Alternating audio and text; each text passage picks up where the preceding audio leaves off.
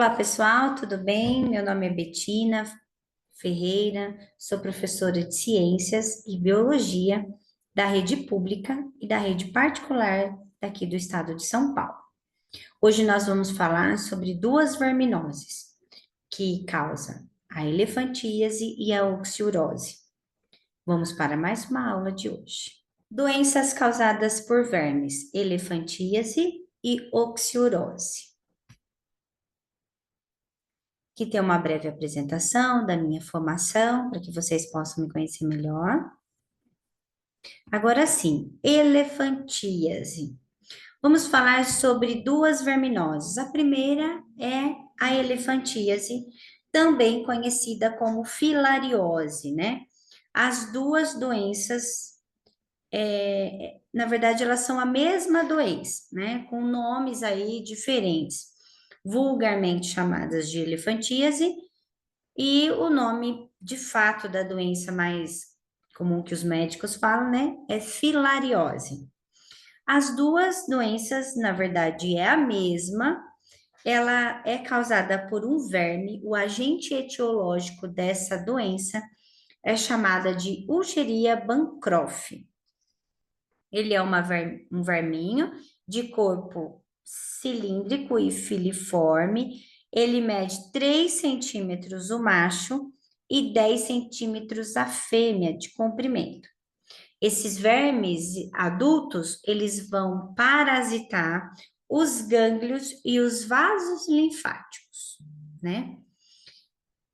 Essas larvas vivem no sangue e somente à noite, que é o período que coincide com as atividades dos mosquitos transmissores, atingem os vasos periféricos.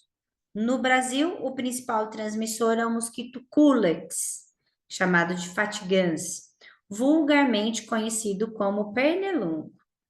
As larvas ingeridas pode transmitir pelo transmissor, são depois inoculadas em outro hospedeiro. Então vamos lá, vamos decifrar tudo isso daí.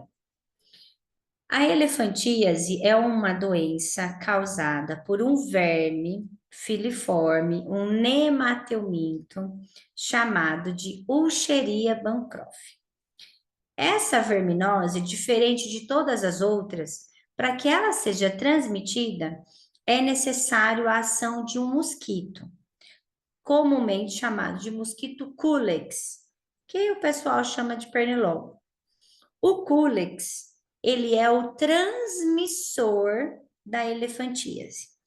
Então, o modo com que a gente pega essa doença é pela picada desse mosquito que está contaminado. Como é que funciona isso? Vamos pensar numa pessoa que está doente. Aí do lado direito tem uma imagem de uma pessoa que ele foi picado no membro inferior, na perna esquerda, e essa perna ocasiona aí um edema, um inchaço nessa perna, por isso o nome é chamado de elefantíase, porque a perna fica tão grande como uma pata de um elefante.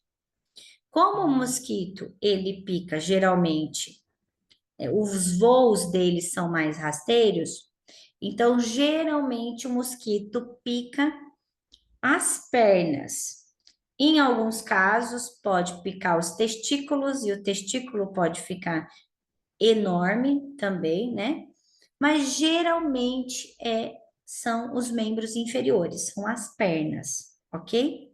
Então, o que que o mosquito. Essa perna, pessoal, lembrando que uma pessoa para chegar no estágio na elefantíase, nesse caso, é porque é uma pessoa que não tem nenhum acesso à rede da saúde, né?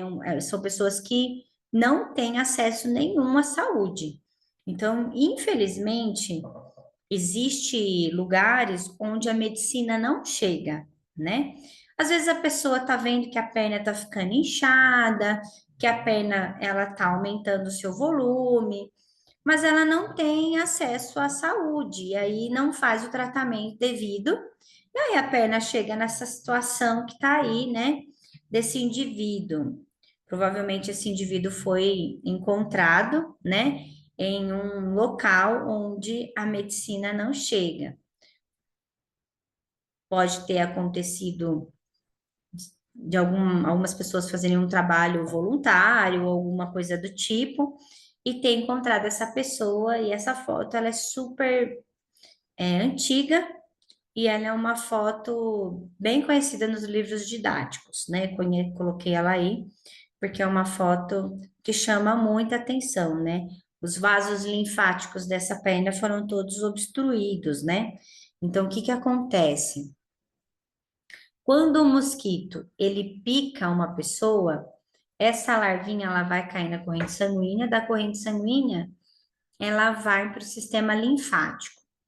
O sistema linfático é um sistema paralelo ao sistema circulatório que nós temos. Então, digamos que na parte da frente do nosso corpo, né, em todo o nosso corpo, tem a circulação, os nossos vasos sanguíneos. Em volta desses vasos sanguíneos, abraçando os vasos sanguíneos, existem os vasos linfáticos. E os vasos linfáticos, ele carrega a linfa. A linfa é um líquido intersticial que fica ali, ele faz toda a remoção de sujeira, limpeza, faz parte do nosso sistema imunológico. E essa linfa, ela tem o plasma e leucócitos, né? Linfócitos. Então, o que que acontece? Todas as vezes que a gente fica doente, todas as vezes que a gente tem um processo infeccioso, a nossa linfa, ela entra em ação e os nossos gânglios linfáticos, eles podem se inchar, porque ele vai ter uma função muito maior de proliferar esses anticorpos para que vá até esse antígeno, né, esse agente aí, e vai combater a doença. Então, esse edema, né, esse inchaço na perna, significa que esse líquido intersticial, esse líquido que o sistema linfático teria que fazer essa limpeza e devolver esse líquido para a corrente sanguínea, o sistema linfático não consegue fazer esse trabalho. Porque a filariose, né, essa larvinha, ela fica ali na linfa e conforme ela vai passando nos vasos linfáticos, nos nossos linfonodos, nos nossos gânglios linfáticos, ela vai machucando e vai raspando esses vasos linfáticos e esse edema, esse inchaço, ele vai aumentando cada dia mais e mais e mais, ocasionando isso que vocês estão vendo à direita aí, né? E o vermelho é tão esperto que quando chega à noite, as larvas migrantes com os ovos, elas fazem a postura dos ovos dela no sistema circulatório, que é o momento que o pernilongo vai agir, o Culex vai sugar esse sangue, e no momento que o Culex suga esse sangue, ele é infestado por essa larva da Escherichia bancroft, e aí esse pernilongo vai e pica uma outra pessoa, e no momento que ele vai picar essa outra pessoa, ele transmite a larva. Ele transmite, ele faz a infestação, e aí começa a proliferação da doença, né? Então, é uma doença extremamente difícil de conviver com ela, não é fácil. O Brasil é pioneiro em tentar encontrar aí uma cura para essa doença, né? Mas infelizmente ainda não se tem a morte de todas as larvas migrantes de dentro do corpo. Ajuda o tratamento, melhora muito a qualidade de vida da pessoa. Essa perna, quando chega nesse ponto, não tem o que fazer, mas no início dá para apertar esses vasos linfáticos, usar aquelas meias de compressão, sabe? Para varize, e aí a larva vai ficar mais parada, mais imóvel, e ela não consegue fazer essa ulceração aí nos tecidos linfáticos, e aí a pessoa tem uma melhor qualidade de vida, ok? Então, Aqui eu já falei algumas coisas, vou fazer a leitura para vocês entenderem um pouquinho melhor.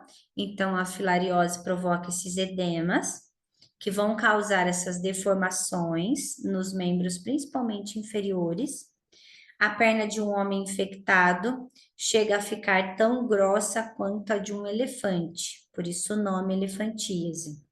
Também provoca a hipertrofia dos testículos e dos seios nos casos das mulheres.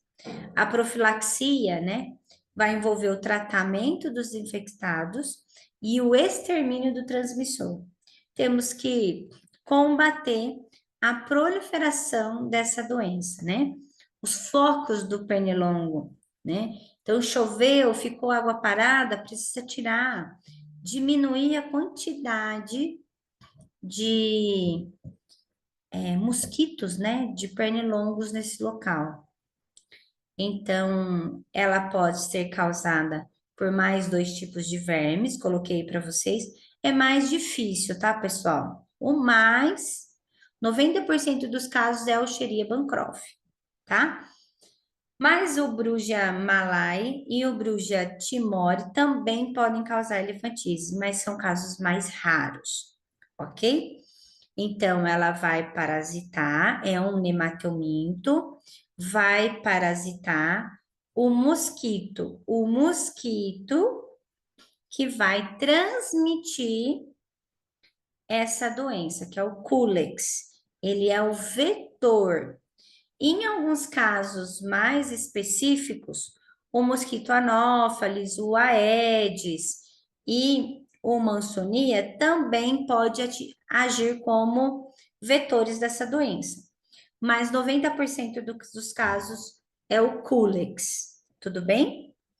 Essa doença vai trazer um inchaço dos tecidos linfáticos do organismo, onde vai trazer aí deformações nesses membros. Nós temos aí as microfilárias, né? O desenho dela, que são as formas larvais, que estão presentes no sangue periférico, são finas e alongadas, e elas têm o tamanho de 200 a 300 micrômetros.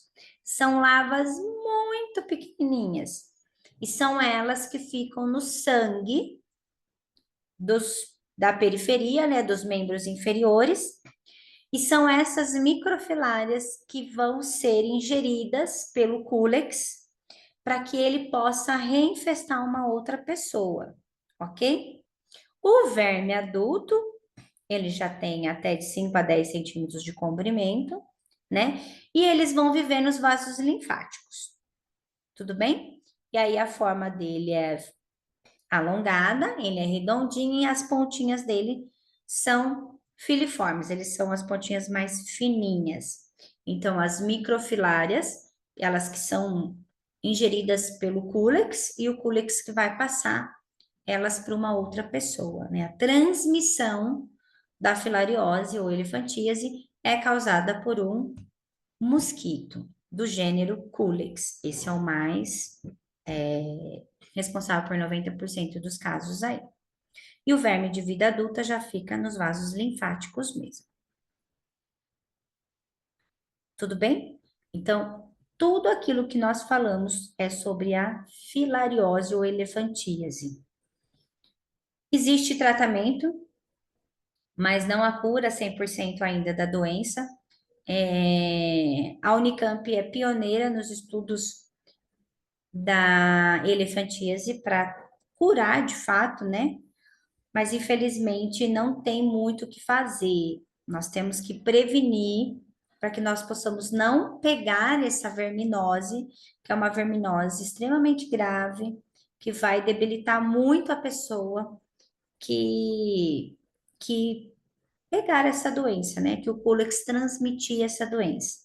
Se você perceber algum sintoma na perna, um inchaço numa das pernas, geralmente em uma só, não nas duas, isso não está melhorando ao longo do tempo, é necessário a visita ao médico para que ele faça o diagnóstico e o tratamento quanto antes. Essa doença precisa ser tratada o quanto antes. para que você não chegue a ficar com a perna naquela situação, ok? Então, você vai viver com o verme, mas você vai ter uma qualidade de vida muito melhor. Não pode chegar naquela situação.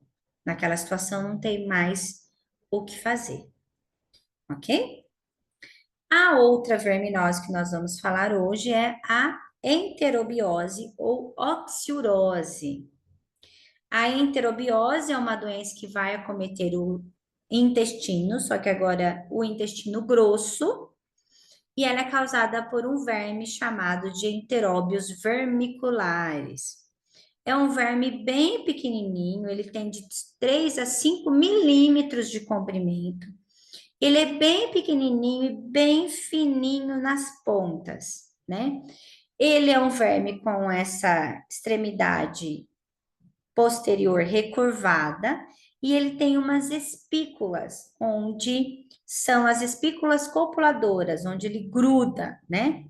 A fêmea é um pouco maior que o macho, ele tem de 8 a 12, a fêmea é de 8 a 12 milímetros. Ela vai possuir uma cauda bem mais longa e reta e fininha na ponta. Como é que pega essa doença? A infestação é pela ingestão dos ovos, ok? Dos ovos desses organismos.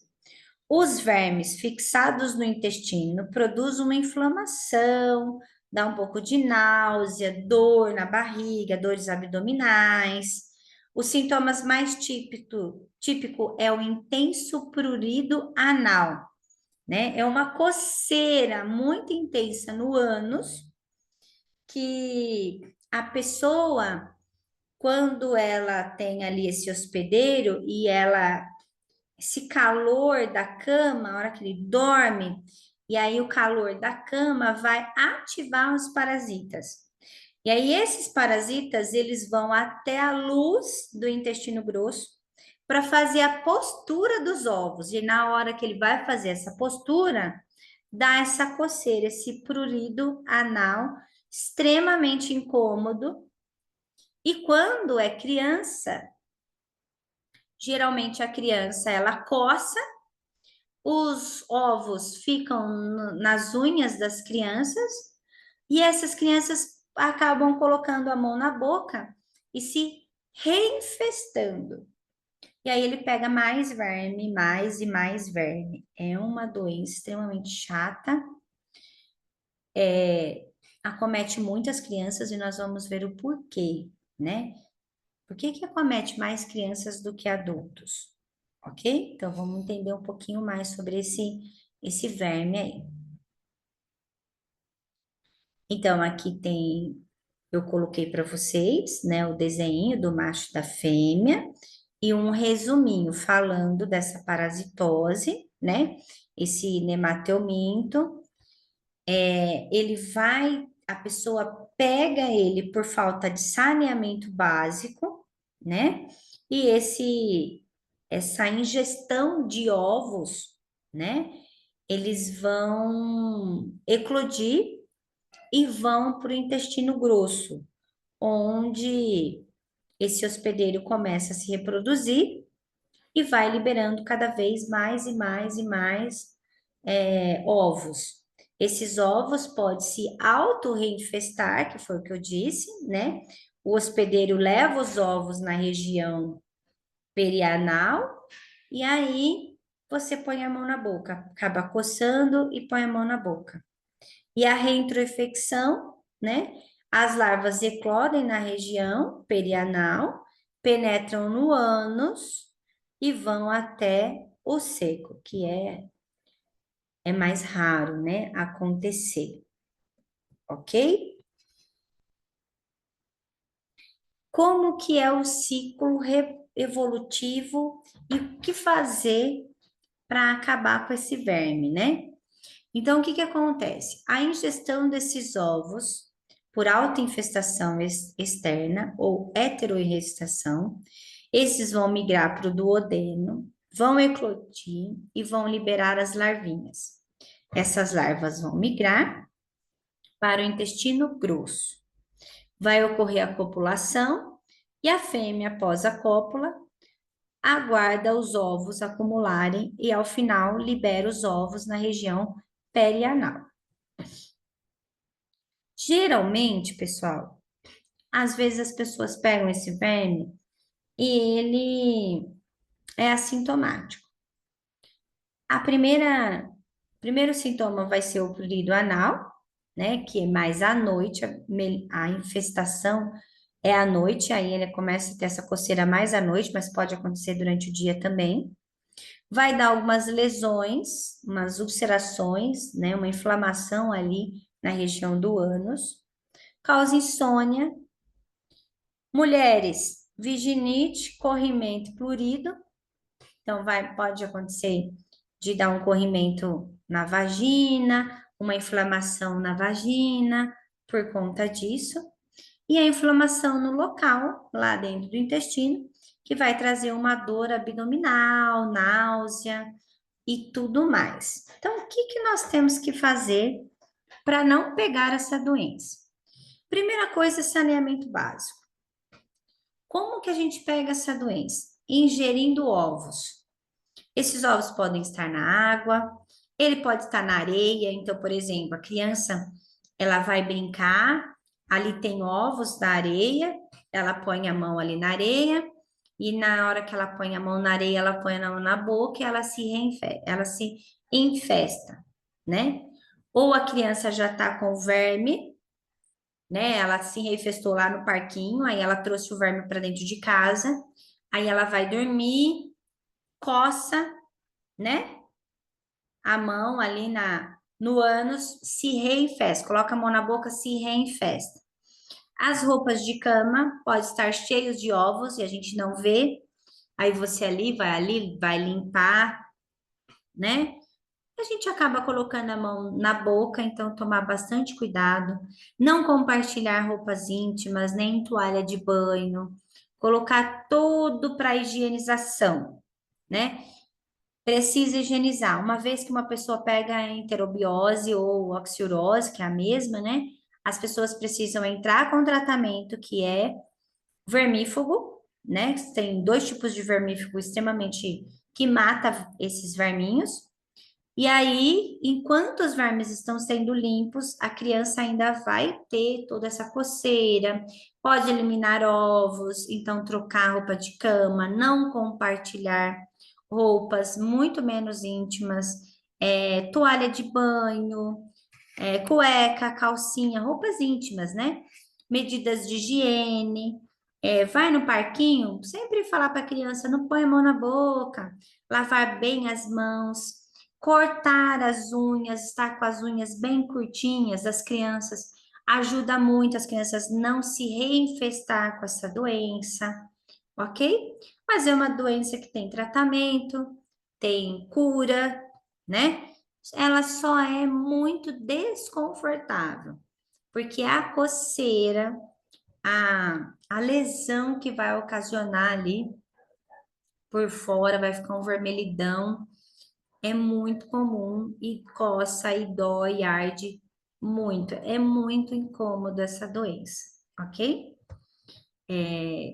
Todas as doenças que nós falamos até agora, todas as doenças causadas por vermes, pessoal, é extremamente interessante que todos nós, adultos e crianças, tomamos pelo menos uma vez por ano vermífugos.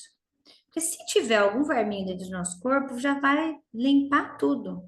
E é importante porque você evita a contaminação de outras pessoas e se você tiver algum verme, você já mata ele ali, né? E se você esperar reinfestar, nossa, é muito ruim. Nós temos sempre que ter esse cuidado de estar em tratamento, né? De tomar esses remédios. Quando você descobrir uma criança no seu ciclo ali, na sua casa, e que está com essa verminose, todo mundo que está em casa tem que tomar o vermífugo e limpar essas roupas de cama, tudo mais, até que esse verme deixe de existir, ok? Mas é tranquilo, dá para viver sem ele, tem cura, tem tratamento, né? E é extremamente importante que a gente conheça aí todos esses vermes, ok? Esse é a enterobiose ou oxiurose. Aqui eu coloquei um resumo de todos os nematelmintos.